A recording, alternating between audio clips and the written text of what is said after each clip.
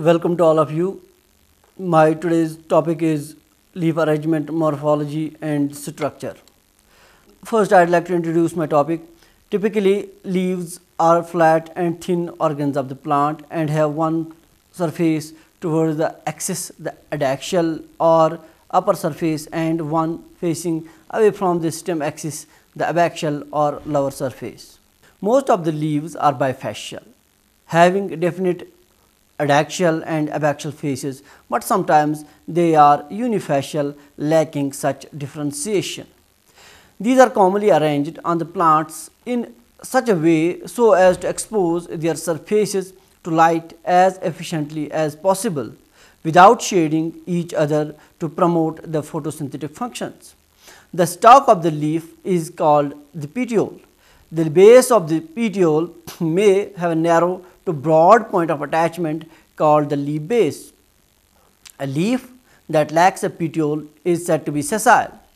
In monocots, the leaf is always broadly sheathed at the base with edges either fused or overlapping. The internal organization of most kinds of leaves have evolved to maximize exposure of the photosynthetic organelles, the chloroplast to light, and to increase absorption of carbon dioxide. Most leaves have stomata, the opening and closing of which regulate the exchange of carbon dioxide, oxygen and water vapor with the atmosphere.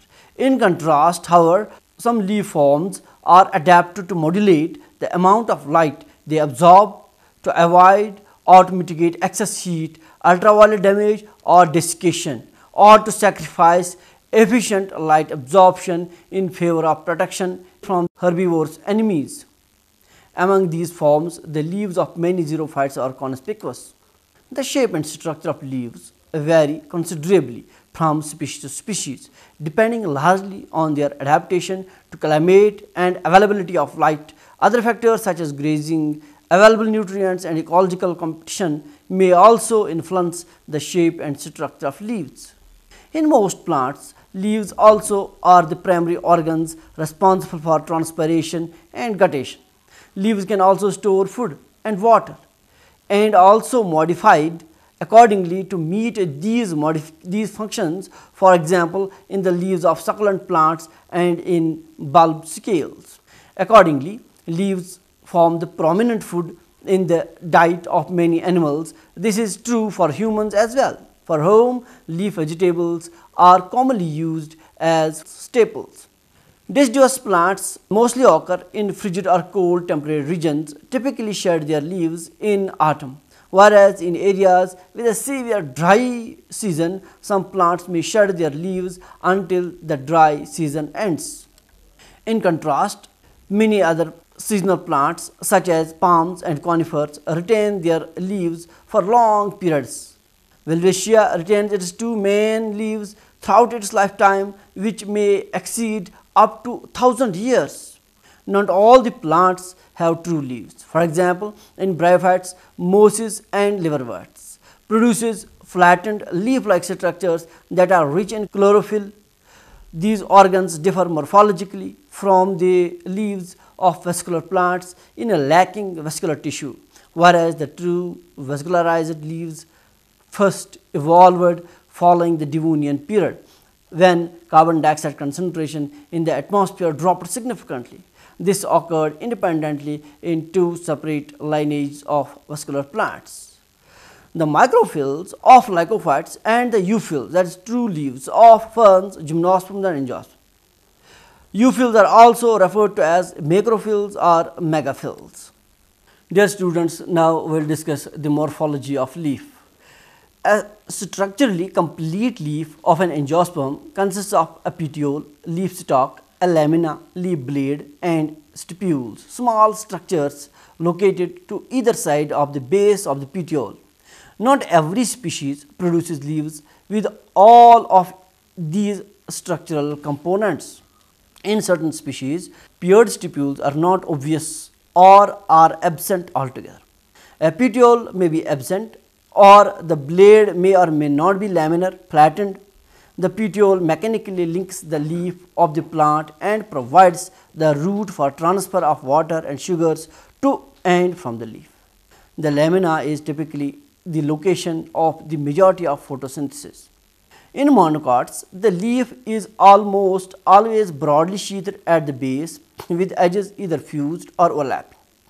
In some taxa such as grasses, poaceae and gingeraceae, there is an abaxial flap or a ligule at the junction of sheath and blade. A leaf that lacks a petiole is said to be sessile. Two basic forms of leaves can be described considering the way the blade lamina is divided. A simple leaf that has an undivided blade and a compound leaf that has a fully subdivided blade.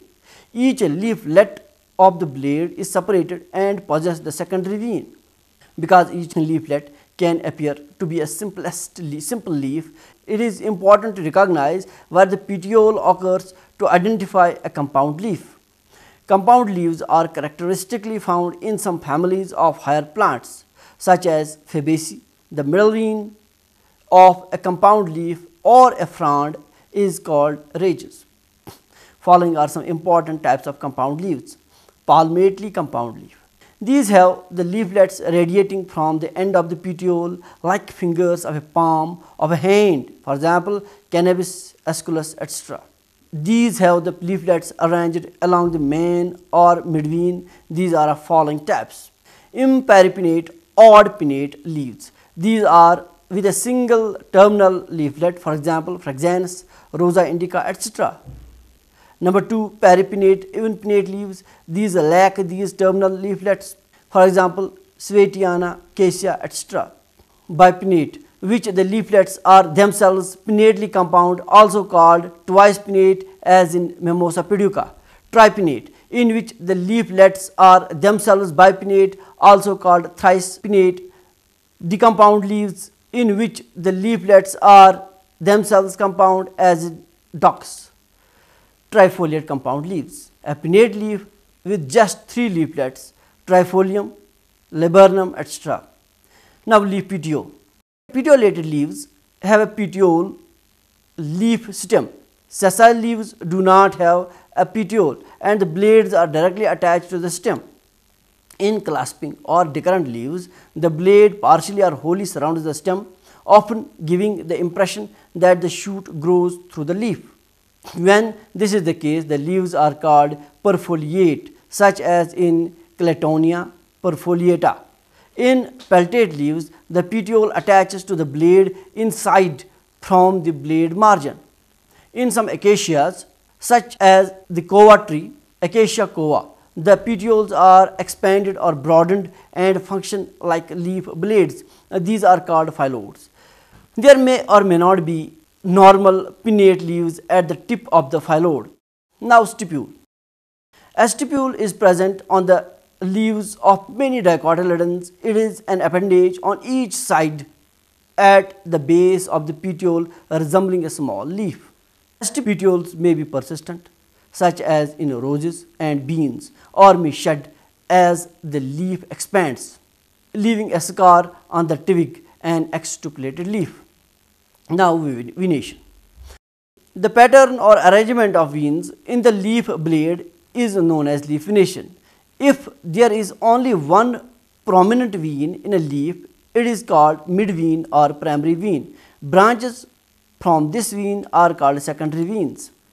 Tertiary veins are produced from the secondary veins, forming a scalariform, ladder-like or reticulate or net-like pattern. Most frequent types of venations are: number 1, unicostate pinnate venation. Here the veins arise pinnately from a single midvein and subdivide into venilets. These in turn form a complicated network. This type of venation is typical of dicotyledons.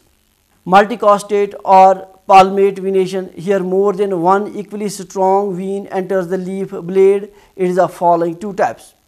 3 main veins branch at the base of the lamina and run subsequently parallel, as in Plantago major. A similar pattern is especially conspicuous in Melastomataceae.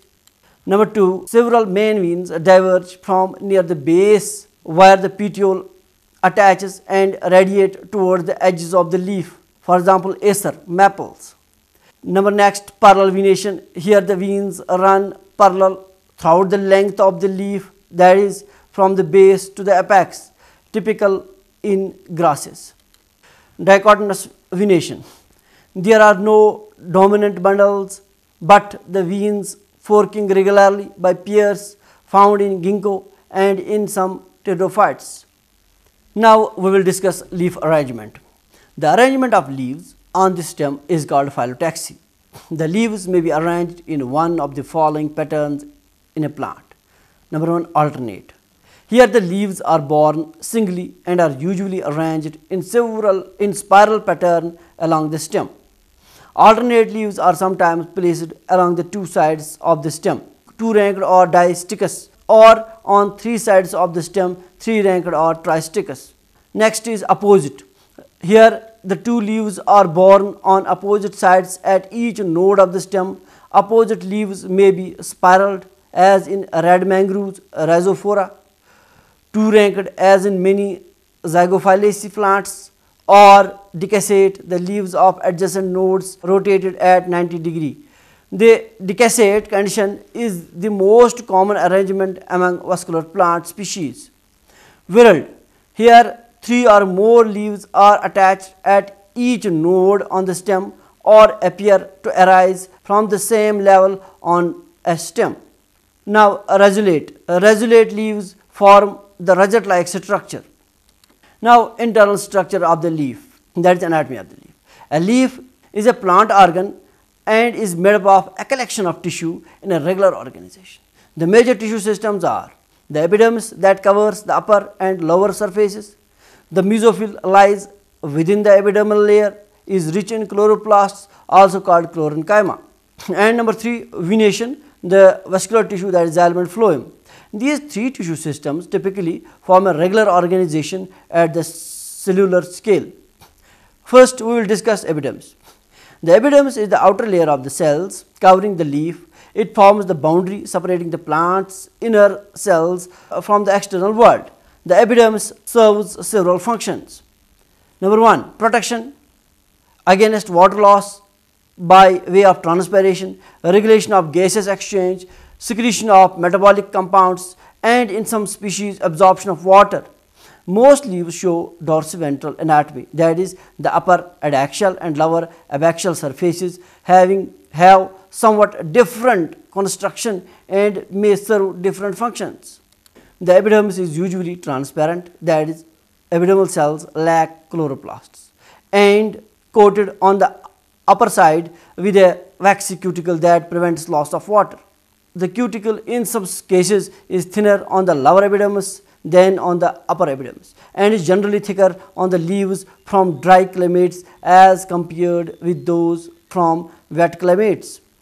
The epidermal tissue includes several differentiated cell types such as epidermal cells, epidermal hair cells, trichomes, stomata complex, guard cells, and substrate cells. The epidermal cells are typically more elongated in the leaves of monocots and in those of dicots. The epidermis is studded with pores called stomata. Stomata complex consists of a pore surrounded on each side by chloroplast containing guard cells and 2 to 4 subsidiary cells that lack chloroplasts. Opening and closing of stomata complex regulates the exchange of gases and water vapor between the outside air and the interior of the leaf, and plays an important role in photosynthesis without letting the leaf dry out. In a typical leaf, the stomata are more numerous on the abaxial lower epidermis than on adaxial upper epidermis, and more numerous in plants from cooler climates. Now, mesophyll. Most of the interior of the leaf between the upper and lower layers of epidermis is parenchymatous, that is, it is also known as ground tissue, or chlorenchyma tissue called the mesophyll. Mesophyll is a Greek word that means in the middle of the leaf. This assembled tissue is the primary location of photosynthesis in the plants.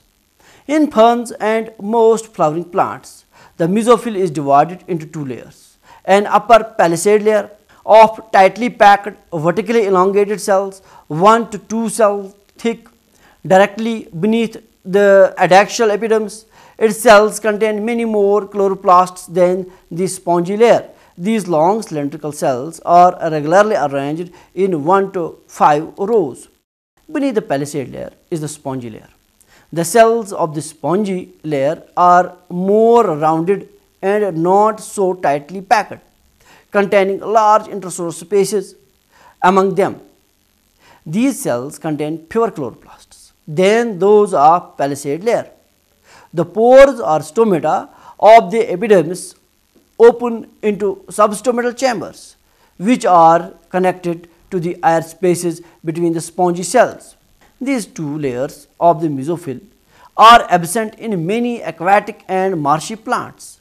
Instead, a homogeneous thin-walled cells separated by large gas-filled spaces called arenchyma is present, which is meant for the gaseous exchange.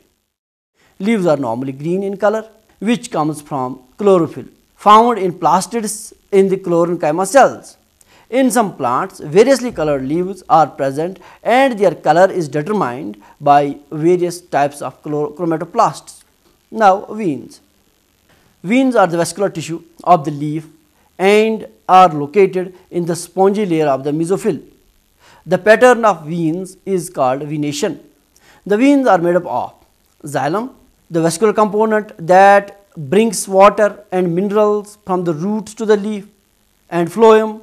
It is that vascular component which usually transports the sap with the dissolved sucrose produced by leaves in photosynthesis out of the leaf.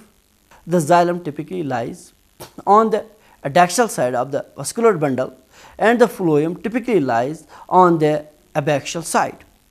Both are embedded in a dense parenchyma tissue called the pith or sheath, which usually includes some structural collenchyma tissue.